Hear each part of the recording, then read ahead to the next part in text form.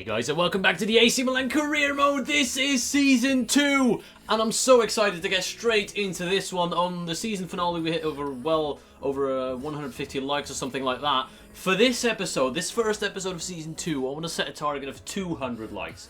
Now, I remember you guys smashing over 250 a couple of episodes ago, so 200, that should be easy for you guys. Thank you for the support on Season 1. It was an absolute pleasure to record, and I'm looking forward to Season 2. I'm genuinely excited to see what I can do with this Milan side. Now, obviously, we're going to talk transfers in today's episode, as well as the pre-season tournament and the objectives. First, I want to take a look at the progress when it comes to objectives and how happy the board is with me, etc, etc. Now, obviously, the youth development is only medium, but I do want to try and get this one, because Alessandro Branco was a gem from Season 1, a brilliant youth player who scored a couple of goals from the CDM position, and I want him to be that guy that plays at least 50% of the games in this season, so we can complete this objective and make the board as happy as they can be. Brand exposure, once again signed one crucial first team player assigned to a midfielder or midfield position. Really, I don't need to sign a midfielder. We've signed Isco, Bonaventura is doing a good job. We've got the likes of Locatelli and Jose Mauri, youthful players coming through. I may potentially fail that one. I know it's weird that I don't want to go for it, but I don't think we need midfielders. 120 million in shirt sales, that should happen, because I do have transfer targets in mind, a new striker and a new centre-back. They should both boost those shirt sales and hopefully make sure that we hit that objective. This long-term financial objective, we're going to hit in no time. We've got 2 seasons remaining to get 10% increase to the club worth. Easy. No problem at all. Short-term domestic success is win the league title. Back-to-back league titles for Milan is what we need. And the quarterfinals of the Cup, relatively easy in my opinion. And reach the semi-final of the Champions League. That's another one we could potentially fail. There's 2 targets that I think we could fail. That is signing the midfielder, which I don't want to do. And reaching the semi-finals of the Champions League will be hard, although the long-term objective is also to reach the semi-final in 3 seasons' time, so that's a bit weird. However, I do believe most of these we should be able to complete in Season 2. Before we take a look at our transfer targets, we're going to take a look at who we're going to sell. Modric and Zigoni will never see the light of day at this club. Diego Lopez, who came back from his loan in Spain, is just not going to get played at all. We've got a young backup in Gabriel, and Donnarumma is the undisputed number 1. Zapata and Vanjoni were in the squad last season, barely used. I think we need to get rid of them and free up some wages. Carlos Bacca is the biggest outgoing transfer of this window for sure, because in real life he's rumoured to leave, and it seems like it's time for him to go. I don't know what it is. He's a good player, don't get me wrong, he's a brilliant striker, but we feel like we need to move him on in order to move forward with this club. And an 83 rating, he should bring in some nice cash. And I've already listed some replacements for Carlos Bacca, because that is the only first team player that is leaving in this window. Suso is on the transfer list because the board forces me to. I don't want to sell him. I'm going to try and get him off there as soon as possible. Antonelli also didn't play too much last season. Paletta did play a lot, but he's 31 years old, and I think we can really improve that centre-back position. And then a whole list of players who were put out on loan because they're just not ready for the first team. They might be in the future, but not just yet. And as I said, only Carlos Bacca is leaving us from that first team, so we need a big replacement. And Paletta, actually, pardon me. So for the striker position, I've got 3 names on the list. Mario Balotelli, who had an electrifying start to his new career in Nice. Hopefully he's going to continue that form, and maybe we could bring him back. Mario Balotelli popped up a few times in the comment section. Very well-rounded striker. I loved him last year. I honestly did. He was brilliant, and I think he could be fantastic yet again. But it's up to you. 3 different profiles of strikers, and you guys are going to get to vote. Top right, click the eye to see who you prefer. Andrea Bellotti, a very young Italian striker who's been doing well in the Serie A this season, could prove to be a good player to maybe fight with Lapadula for that first striker spot. Obviously, when Balotelli comes in, he's going to be first choice, but Bellotti, not yet, is better than Lapadula in my opinion, so it's going to be a battle between 2 players for that spot. So it's not a real improvement, but for the future he could be good. Ciro Immobile, who's been incredible as well last season, is on the list. I think he's one of those Italian strikers that's been around the block a lot. Maybe it's time to give him the chance at a real big club again, and he could be good. 27 years of age, well-rounded stats. If I have to put in my personal input, I'd love for Balotelli to come back, and that's just it. I can't choose between Bellotti or Immobile. I personally just prefer Balotelli, but it's up to you who we're going to replace Carlos Bacca with. One of these 3.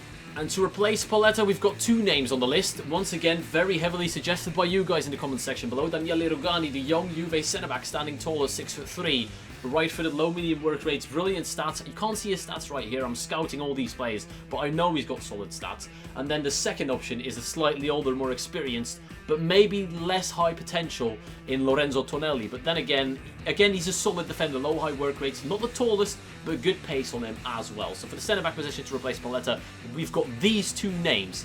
And I'm telling you guys, you can leave suggestions down below, but this is what I'm going for. One of these two, nobody else. I want to make sure that the Italian core of this squad remains. That's why I want to bring in an Italian centre-back and an Italian striker. So hopefully you guys can find yourselves in those options and you can pick whoever is best. Two signings will be coming up in this window. Very much looking forward to bringing in that new striker and centre-back to hopefully do well, but this pre-season is just not important to me. I'm going to sim and skip all the games, show you the transfer bits, and play the Supercoppa Nazionale final against Juventus. Evans is coming in for Christian Zapata. I want to counter-offer for his value. I do believe they're going to accept that. Guys, there is one more thing I'm going to need your input on. I've already asked you about the centre-back and the striker where you get to vote, and this is another one of those situations where you get to decide what happens with this certain player. We've got Juraj Kuška, who for me, I love this player. I like him a lot. He was brilliant last season, both in the game and in real life. He's been a warrior, but it seems like at the age of 30 on this game, it seems like your career is kind of coming to an end, which is sad to say. And we've recently brought back Jose Mauri from his loan spell. And Jose Mauri, last FIFA and the FIFA before that, was a stunning player to use on the game. His high agility, balance and passing stats make him an absolute gem in that midfield. And I'm debating putting Jose Mauri ahead in the pecking order of Kuška. Now, if we do that, and Mauri gets put ahead of Kuška as either a starting centre mid or on the bench, then Kuška will not get played and we have to sell him. So, the choice is simple. Do we sell Kuška to give Mauri more opportunities, or do we just keep Kuška and see what happens throughout the season? That's the third and final vote I'm going to need for you guys to help me out with. I would usually keep a player like Kuška, but we've got Branco coming through in that midfield, Locatelli as well. It seems like his time is running out for me. 6 million has been accepted by Everton. Christian Zapata will be the first outgoing transfer of this club. Wins against Everton, Ajax and a draw against Galatasaray see us go through to the next round of the Invitational Cup. Again, I'll just keep simming. Stoke City coming in for Memphis Depay. I do not want to sell this player. He's absolutely crucial. Oh, we've already completed one of the objectives, so the financial one has been completed. And that is good, because this objective does not get refreshed until the start of next season, I do believe. So we're fine financially. We don't have to worry about that anymore. Gianfilippo Felicioli is going out on loan to Avellino for 2 years. Hopefully the youngster can come back a better player. Gabriel Paletta on his way to France. Montpellier coming in with a 5 million bid. Again, for these older players, I just want their value, and I think they're going to accept that. And we've won the European International Cup against, the final was against Ajax. I didn't even notice that was the final, but we did manage to go through. Now, after this final, we've got full scout reports on the players, so if you're unsure of who to vote for, or if you maybe want to change your vote, let's take a look at the stats of all these players in depth. Newcastle taking Hachim Mastor out on a 2-year loan. Good news. Paletta has officially left the club for Montpellier, which is, I thank you for your services, Gabriel. You've been outstanding. A training injury puts Locatelli out for 5 weeks. So again, the issue with Mauri and Kuška, who does replace Locatelli on the bench? One of the two, and I personally would edge towards Mauri just because he's younger. We've got a scouting update where only this guy, German Jurado, looks half decent, and Manolo Vera as well. Loaning out a couple of players as well, and also I'll be keeping you up to date with the youth as well. The Argentine scout brought us back 2 talents. Brazil and Italy didn't really have anything interesting for us. Now we've arrived at the 1st of August, and this is where I'm going to need your help. There's only 5 days to potentially make these signings. If it doesn't happen before the Juve final, then that's not an issue. I'll play with the players we have available to us right now. But once again, to refresh your memory on the votes, or if you want to change your votes based on the stats of the players you see right now, then feel free. You can still adjust your first thoughts in the top right of your screen. Daniele Rugani, 80 rated in Season 2 now.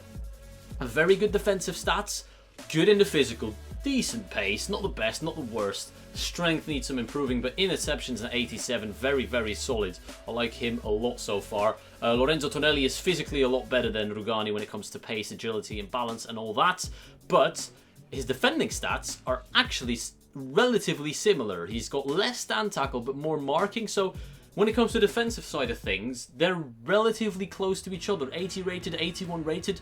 It's a tough choice, so I'm going to let you guys decide on that one. Balotelli, of course, 80 rated. We already knew that. Belotti is now a 79 rated, which is good, but way less ball control, dribbling, and shot power than Balotelli, which is noticeable, but he's better physically, pretty much, apart from the strength.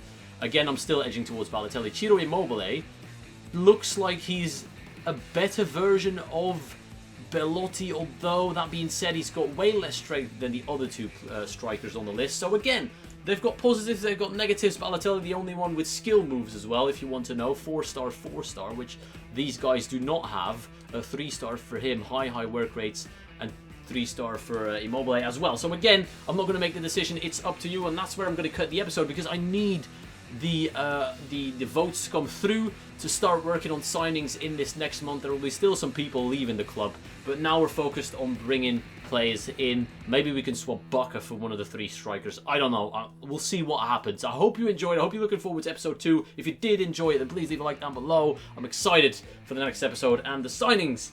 I'll see you all later.